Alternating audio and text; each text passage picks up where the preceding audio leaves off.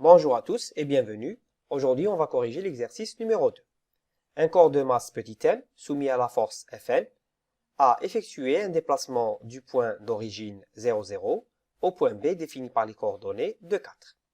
Première question, on nous demande de calculer le travail W reçu par ce corps quand il se déplace suivant le segment de droite OA et OB. On nous définit le point A de coordonnées 2, 0 et suivant un autre chemin, l'arc de parabole y qui est égal à x carré. Donc sur la figure numéro 2, nous avons les deux chemins. Le premier chemin, c'est suivant le segment OA, puis AB, pour arriver du point O au point B. Et le deuxième chemin, c'est suivant la parabole y qui est égal à x carré pour passer du point O au point B. Donc on va étudier le travail reçu pour différentes forces. On a le premier cas où F1 est égal à moins yi plus xj. Et le deuxième cas pour F2 qui est égal à 2xyi plus x carré j. Alors, commençons par donner le travail pour le premier cas. Pour le premier cas, où nous avons F1 est égal à moins yi plus xj, et suivant le chemin défini par les segments OA et OB. Alors, comment je peux définir la variation du travail pour une force F1, ou bien pour la force F1? C'est quoi? C'est F, produit scalaire des deux R. Donc, c'est le produit scalaire entre la force et le déplacement des deux R. Donc, je peux écrire, c'est quoi l'expression de F? C'est Fx fois le vecteur unitaire I, plus Fy fois le vecteur unitaire J, plus Fz fois le vecteur unitaire K. Donc, produit scalaire des deux R, c'est quoi? C'est d2x fois I, plus d2y fois j, plus d2z fois k.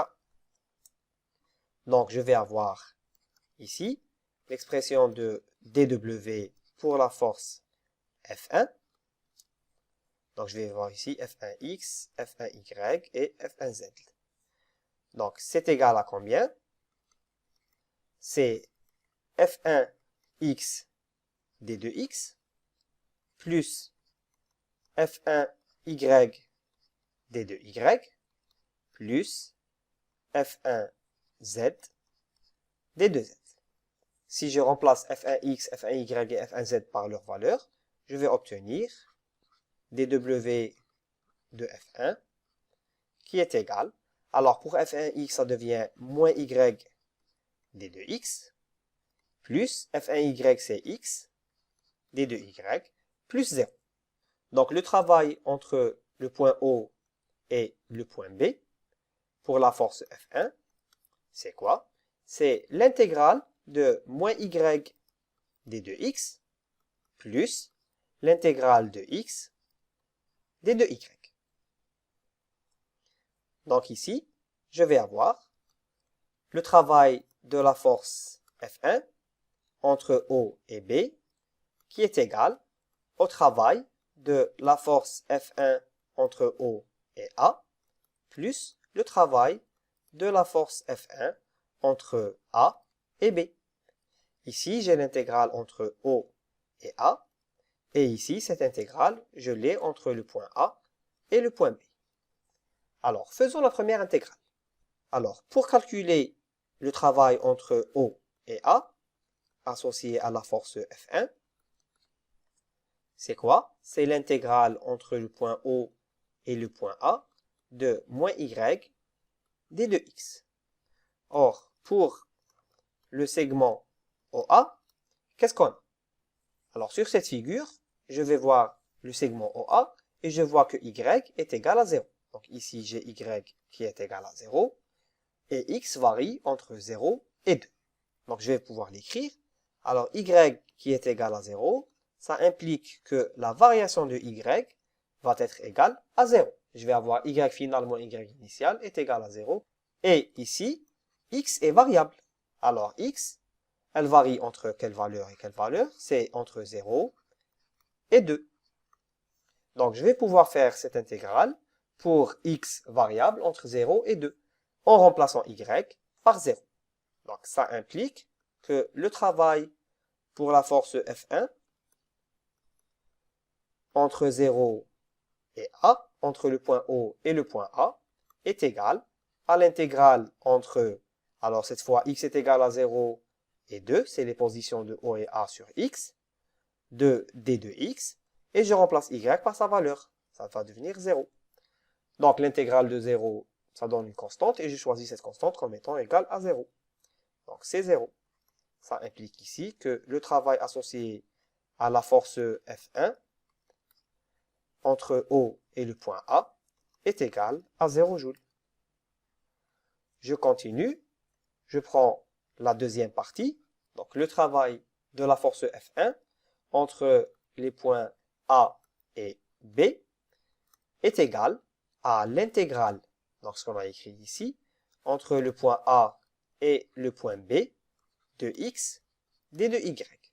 Or, pour le segment AB, on a, donc si je monte ici, qu'est-ce qu'on a pour le segment AB?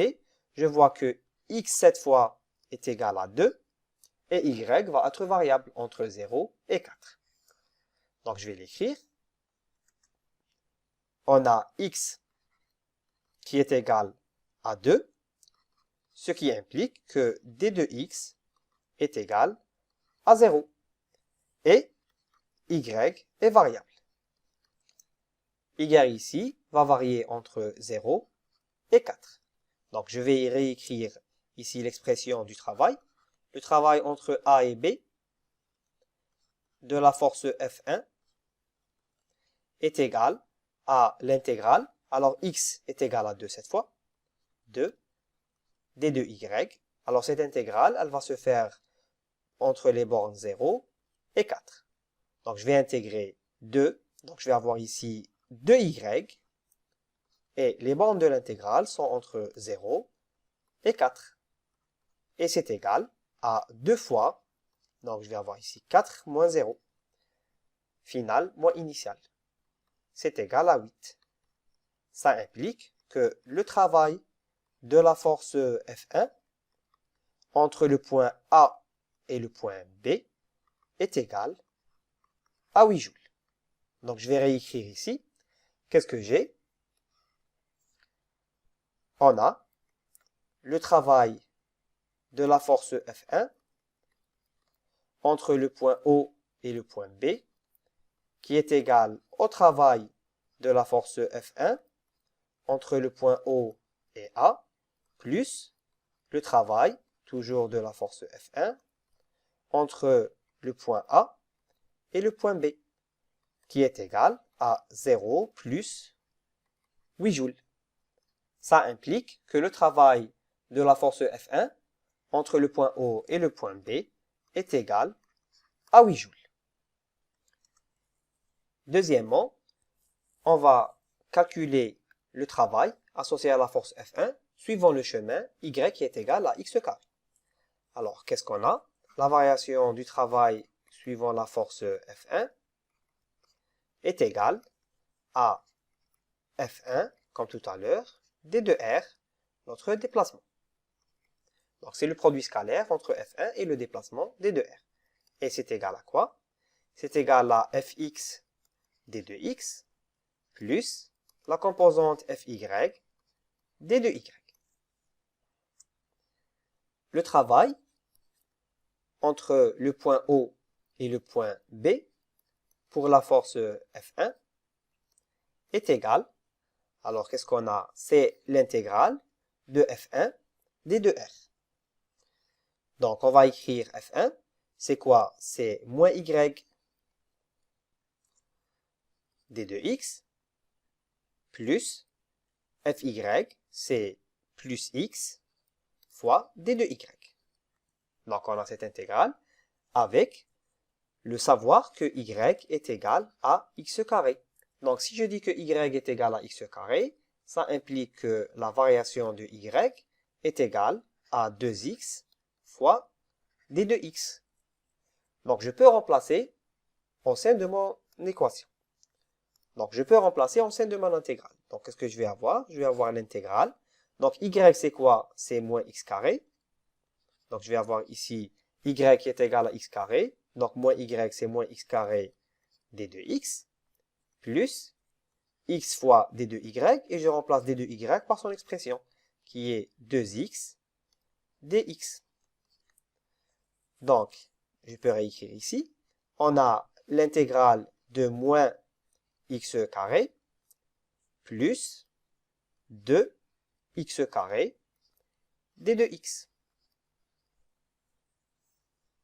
Donc, c'est égal à l'intégrale de x carré d de x. Donc, ça, c'est l'expression du travail entre le point O et le point B de f1. Alors, maintenant, pour les bornes de l'intégrale.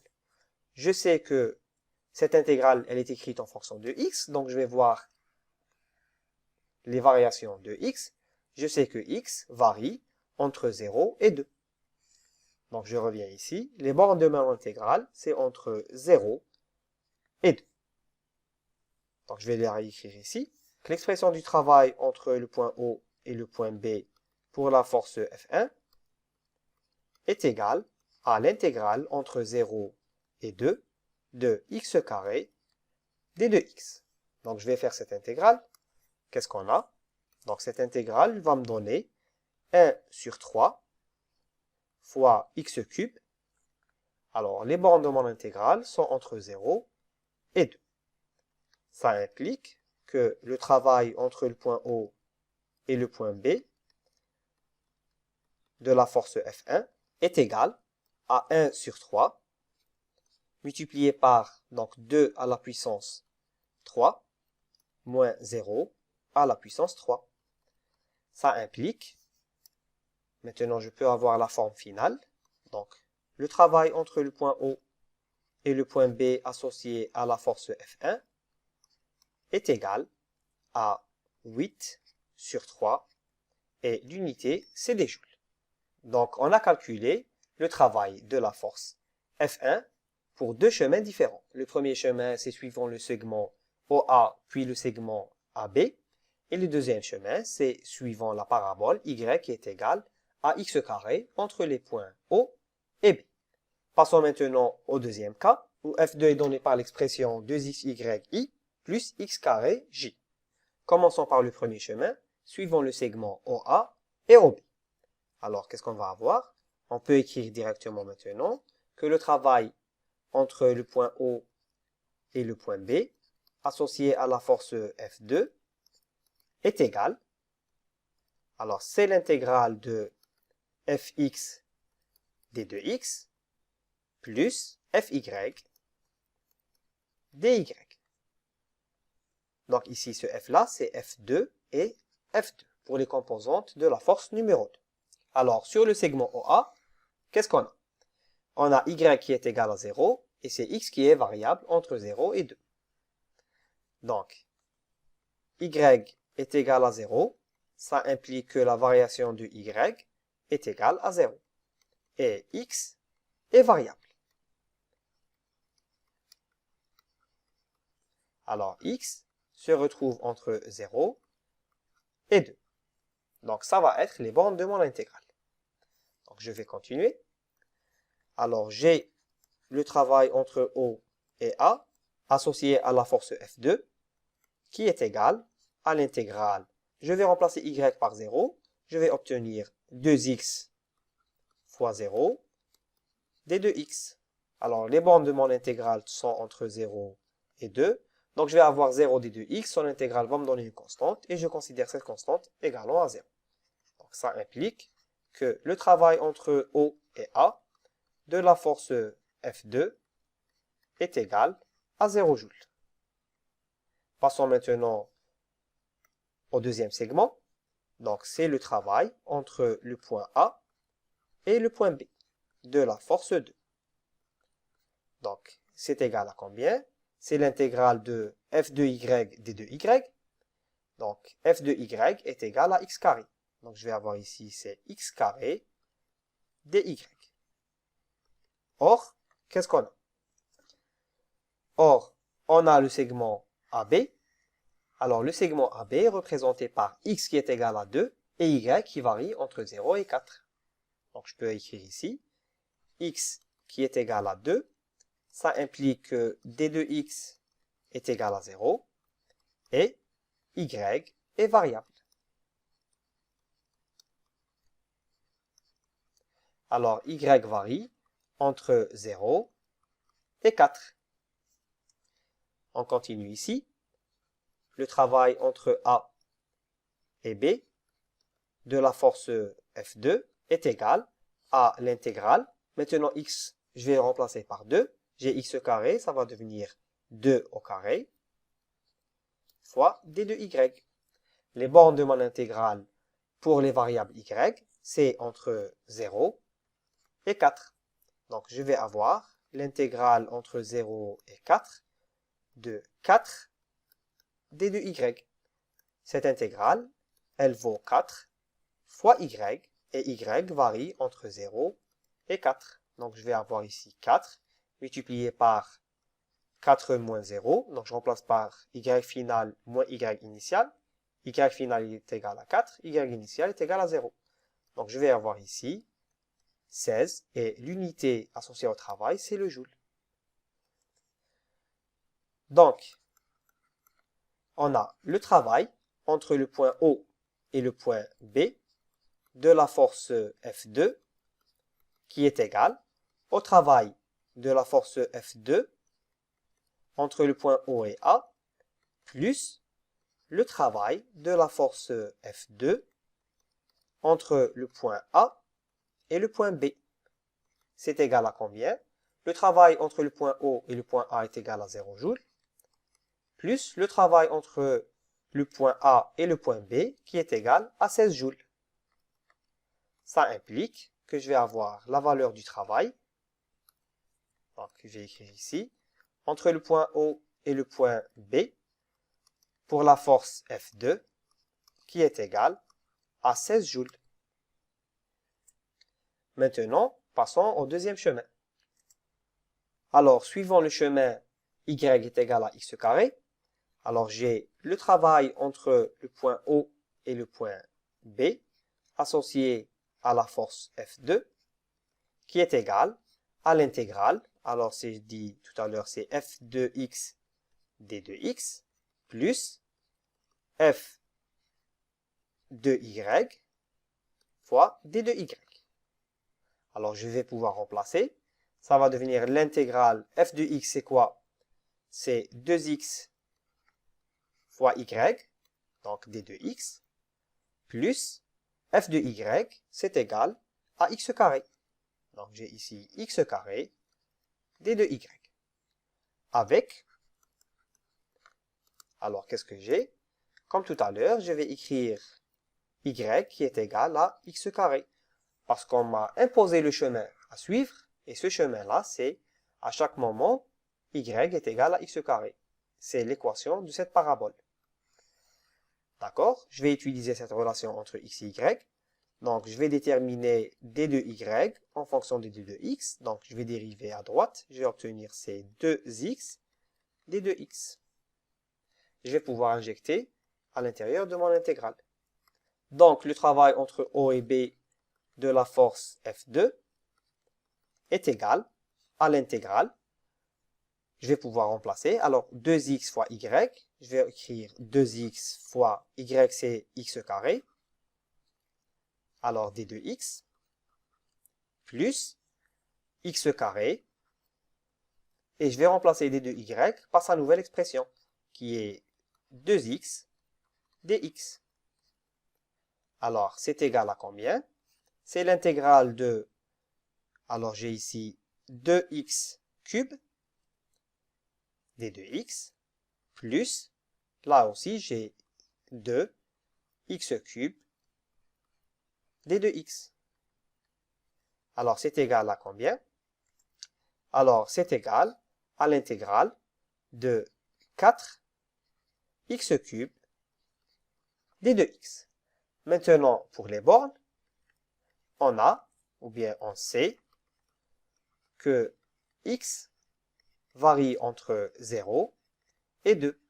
Sur le diagramme, ou bien sur le graphe, je vais chercher les valeurs minimales et maximales associées à x. Alors, pour O, x est égal à 0, et pour B, la valeur et x est égal à 2. Donc x ici va varier entre 0 et 2.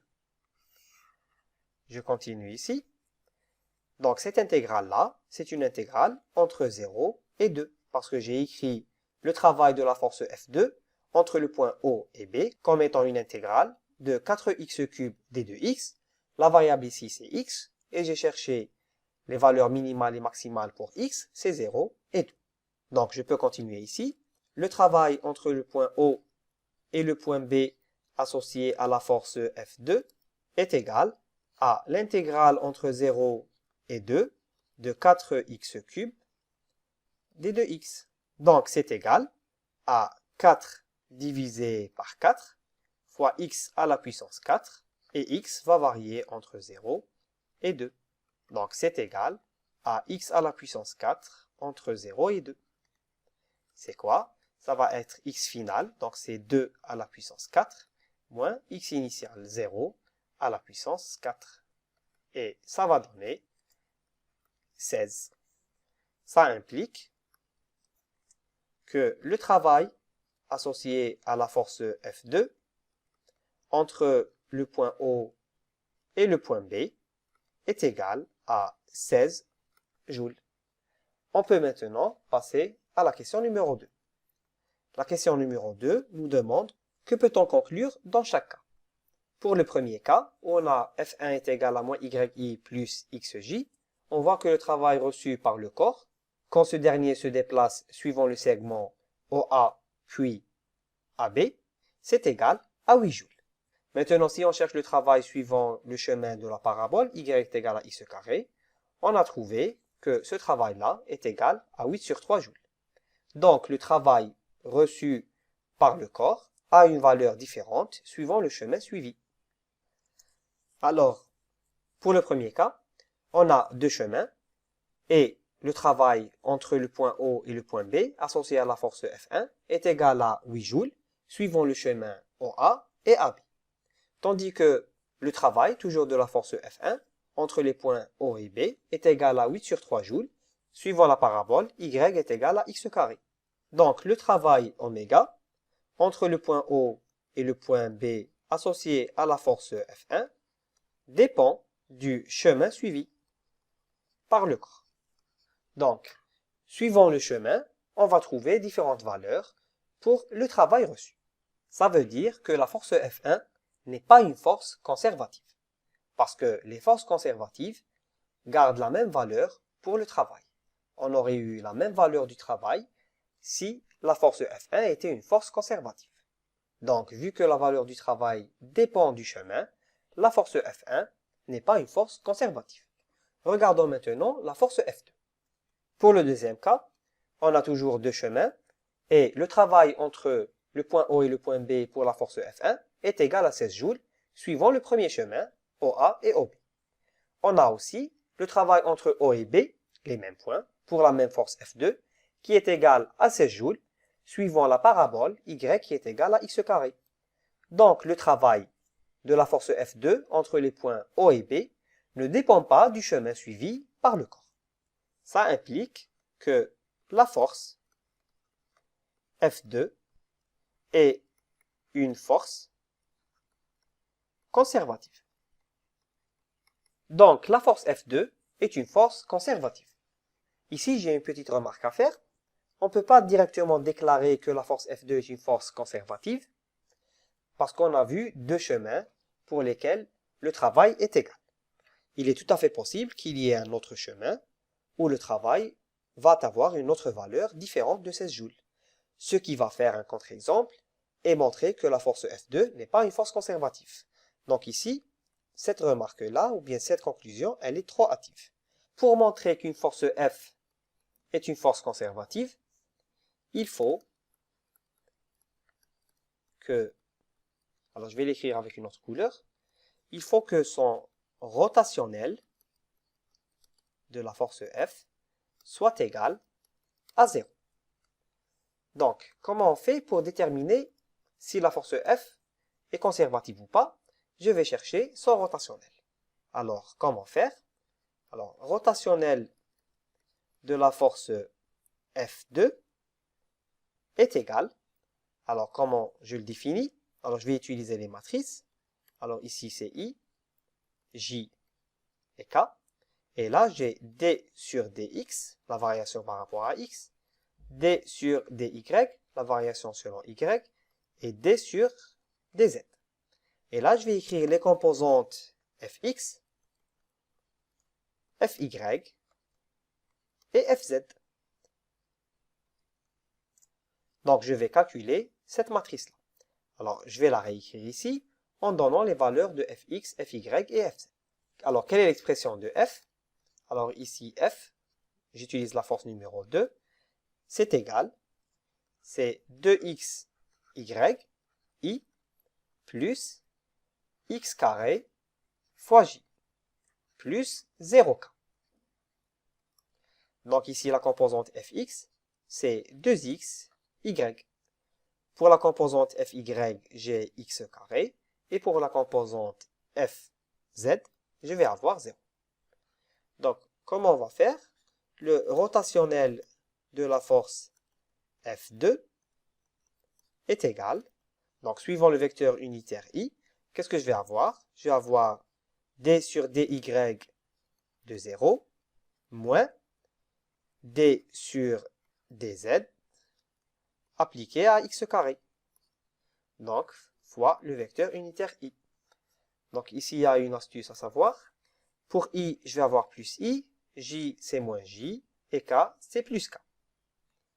Donc, ici, fois plus I.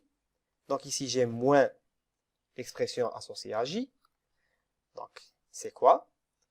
Donc, c'est D sur dx fois moins D sur dz appliqué à 2x, y. Donc, cette expression-là, elle est suivant J. Il me reste l'expression suivant K, plus, alors ici j'ai un plus, je vais avoir D sur dx, donc la variation par rapport à x de x carré, moins D sur dy, associé à 2x, y. Donc toute cette expression-là, elle est suivant le vecteur K. Donc qu'est-ce qu'on va avoir? Le rotationnel de la force F2 est égal. Alors, la variation par rapport à y de 0, ça donne 0. Moins la variation par rapport à z de x carré, ça vous donne 0. Donc, je vais avoir ici 0i. La variation par rapport à x, c'est 0. Moins la variation par rapport à z de 2x, y. Donc, ça va donner aussi un 0. Donc, je vais avoir moins 0j. Et sur k, la variation par rapport à x de x au carré, ça va donner 2x. Moins la variation par rapport à y de 2xy. Donc x se comporte comme une constante par rapport à y. Donc je vais sortir 2x et la dérivée de y, ça va donner 1. Donc je vais avoir ici 2x fois le vecteur k. Donc ici aussi, je vais avoir 0. Donc je vais avoir 0. Ça implique, donc le rotationnel de F2 est égal à 0. Maintenant, vu que rotationnel de F2 est égal à 0, alors la force F2 est une force conservative. Voilà. Maintenant, j'ai prouvé que la force F2 est bel et bien une force conservative et que le travail associé à la force F2 suivant les deux chemins OA, AB et le chemin de la parabole y est égal à x carré n'était pas égal à 16 joules par hasard, mais bel et bien égalant à 16 joules, quel que soit le chemin que je vais considérer. Tandis que pour la force F1, je peux directement dire qu'elle n'est pas conservative, parce que sur le premier chemin entre O et B, suivant les segments OA et OB, on a trouvé que la valeur du travail est égale à 8 joules. Tandis que sur le deuxième chemin, suivant la parabole, où y est égal à x carré, le travail est égal à 8 sur 3 joules. Donc, j'ai deux valeurs du travail différentes pour deux chemins différents, ce qui prouve que la force F1 n'est pas une force conservative. Maintenant, si j'utilise le rotationnel de la force F1, je vais trouver une autre valeur autre que 0. Vous pouvez vous amuser à refaire ce calcul-là pour apprendre à maîtriser l'outil du rotationnel et vérifier la valeur de rotationnel de F2. Vous allez trouver sûrement que rotationnel de F2 est égal à une autre valeur que 0. Donc, ceci clôt la fin de cet exercice. Merci à tous de l'avoir suivi. J'espère qu'il vous a été bénéfique. À une prochaine fois.